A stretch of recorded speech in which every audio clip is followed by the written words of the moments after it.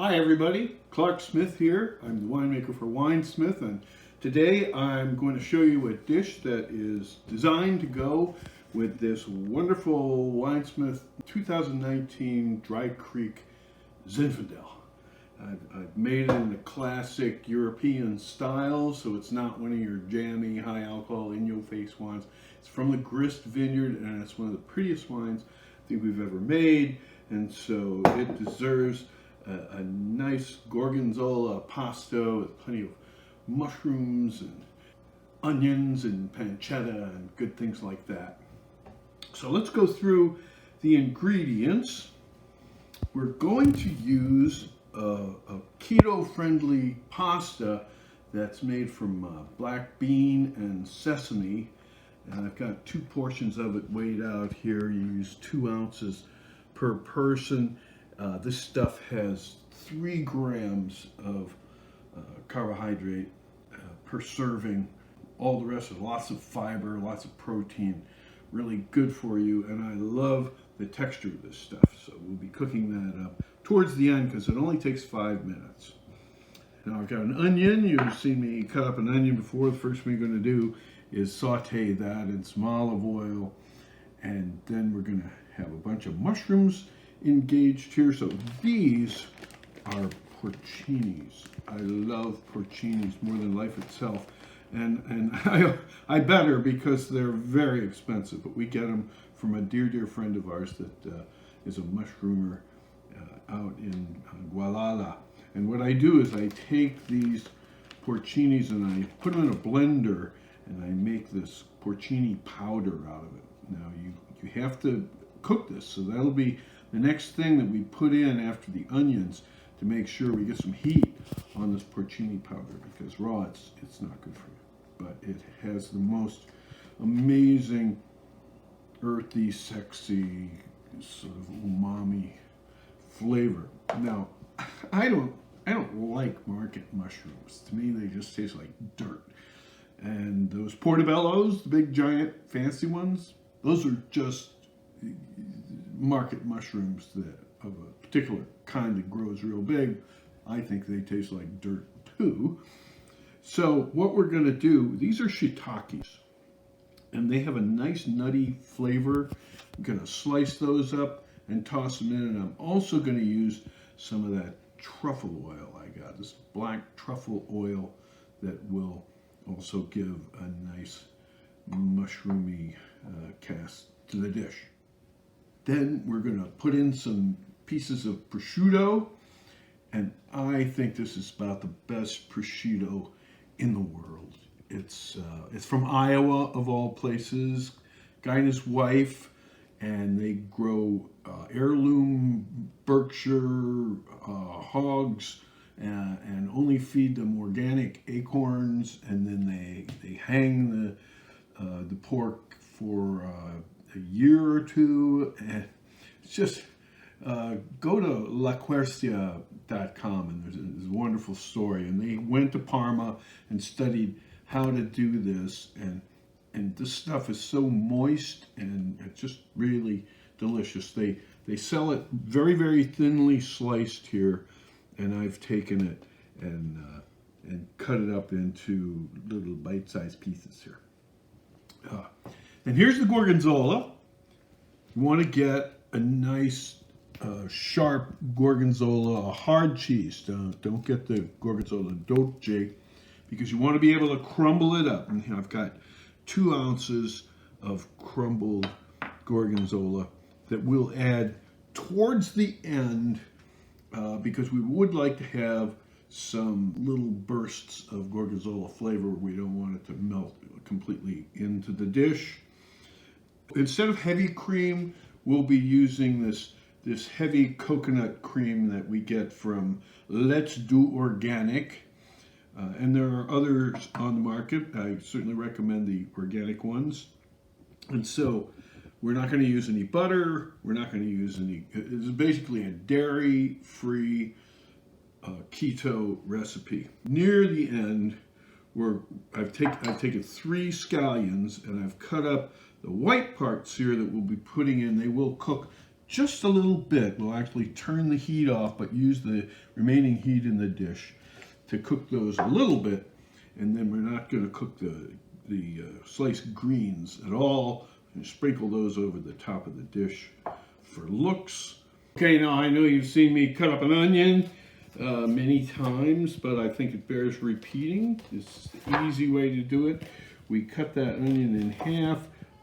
First of all, you want to make sure that you chill it. So stick it in the fridge the day before, and that way you got no more tears.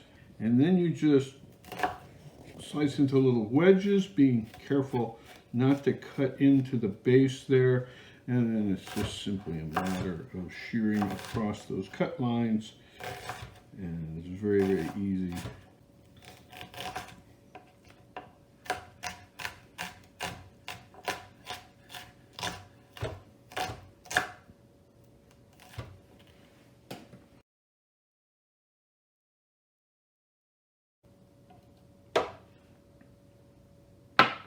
Okay, now these shiitakes are great, but I've never come up with a use for the stem.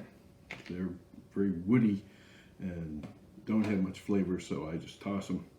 And then we'll just take this guy, and I'm going to cut it in half because I don't want those pieces to be too long.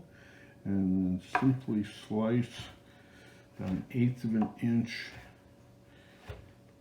And that's all there is to it.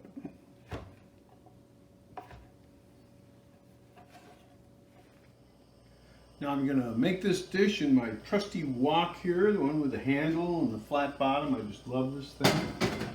So first thing I'm going to do is put some olive oil in there and heat it up. Need enough to fry all those onions. So here come the onions. We're going to do these à blanc as opposed to à brune. In other words, we're going to just blanch them rather than brown them. Okay, now we're getting pretty close now, and so I'm going to sprinkle in a couple of teaspoons of this wonderful porcini powder. There we go. Now, make sure that that gets down into the oil. And that'll add that wonderful umami porcini aroma. Ah, there it is. Okay, now let's get the shiitakes in there and give them a little bit of a braise.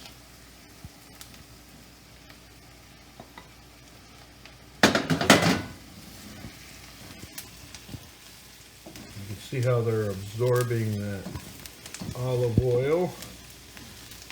And then we'll do the same with the coconut cream, which we're about to pop in there. And here we go, and we'll just cover the whole dish in this luscious, heavy coconut cream.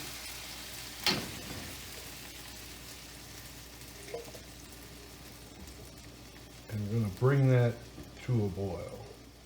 Now this is as good a time as any to season the dish a little bit, and I didn't mention it before, but we're going to use a little bit of nutmeg here. Just like so.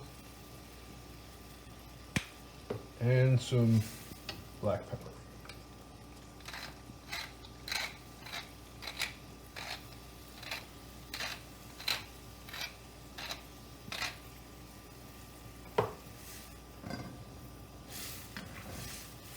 We're just going to cook that down a little bit. Okay, so that's reduced down right about where we want it. Now, at this point, the dish doesn't really have any salt in it. But not to worry, because there's plenty of salt in the next two things we're going to add, prosciutto and the cheese. But before we do that, now is the time for us to get that pasta going. So to do that, you need to add some salt. This is organic sea salt.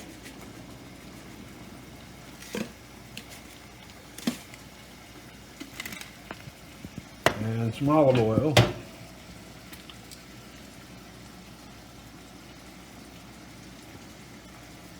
Get that good and boiling. I want to set the timer for 5 minutes. It does not take very long. And I'll be needing to keep that pasta moving with my trusty pasta fork here so that it doesn't stick together. And it's going to cook very quickly and turn into a very nice al dente pasta. Alright, so now we're ready here. It's just starting to thicken up very nicely. And this is where I'm going to turn the heat down a little bit. Here goes the prosciutto and the 2 ounces of crumbled Gorgonzola. Beautiful. Now, I've cooled things down just a little bit there, so I can go ahead and toss in these scallions. I really want to keep the fresh scallion flavor, so I'm actually going to turn the heat off and just let them sort of suffuse into the dish.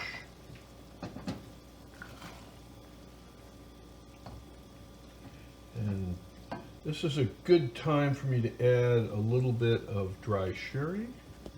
I'm going to taste to see how the saltiness is doing.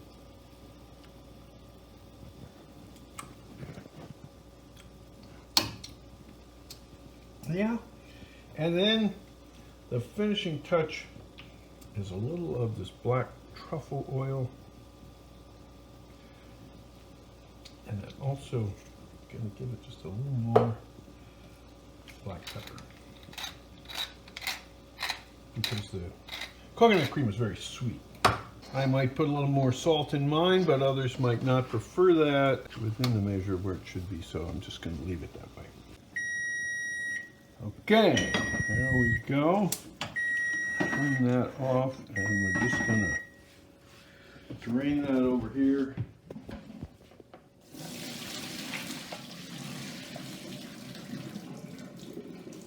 There we go. So that's ready to dish out. And here's the sauce.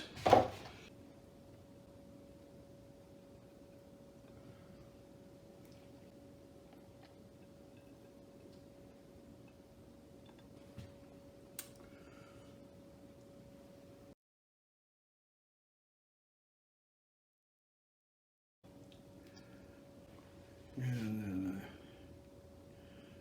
I'm gonna dress mine with a little scallions. Okay, let's sit down and see what we've got.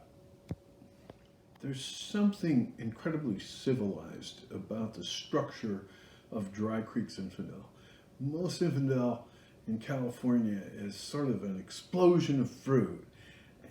Either raspberries or raisins or something like that, and it usually doesn't have any manners in the mouth. But for some reason, Dry Creek and Rock Pile, which is right above it, just has really Bordelais type tannins. Just wonderful structure.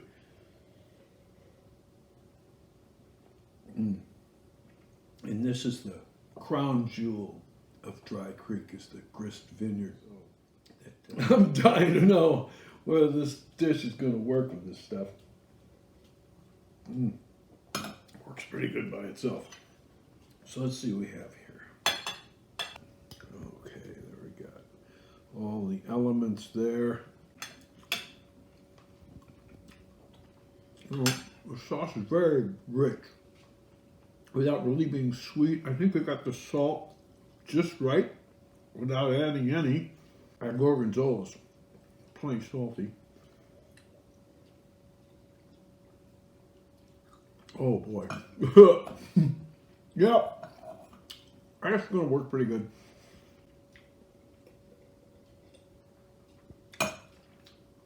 I I got a real heaping plate full here, so I got my work cut out for me, but I think this is going to help.